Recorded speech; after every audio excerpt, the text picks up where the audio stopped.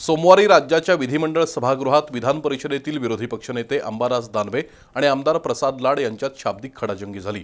त्यावेळी दोघांनीही एकमेकांना अतिशय खालच्या पातळीवर जाऊन शिवीगाळ केली। पण ही शिवीगाळ विधान परिषदेतील विरोधी पक्षनेते अंबादास दानवे यांना चांगलीच भोवली। उपसभापती नीलम गोऱ्हे यांनी अंबादास दानवे यांना 5 दिवसांसाठी निलंबित केले।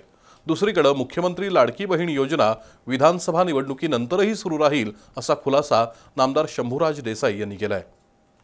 संसदेतील विरोधी पक्षनेते राहुल गांधी यांनी सोमवारी भाजपवर जोरदार हल्ला चढवला। गेल्या 10 वर्षात भाजप हिंसेला प्रोत्साहन देत असल्याचं त्यांनी विधान केलं। गांधी यांच्या या विधानाचे पडसाद विधान परिषदेत उमटले।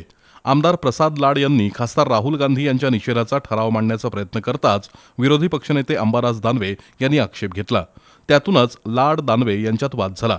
विरोधी पक्षनेते अंबादास दानवे यांनी सभागृहात शिवीगाळ केल्याबद्दल विधान परिषदेच्या उपसभापती नीलम गोऱ्हे यांनी त्यांना 5 दिवसांसाठी निलंबित केलं। दुसरीकडे मुख्यमंत्री लाडकी बहीण योजनेबद्दलही आज सभागृहात चर्चा झाली।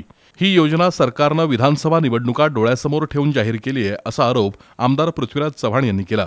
पण नामदार शंभूराज देसाई यांनी हा आरोप खोडून काढत विधानसभा निवडणुकीनंतर सुद्धा ही योजना सुरू राहणार असल्याचं जाहीर केलं।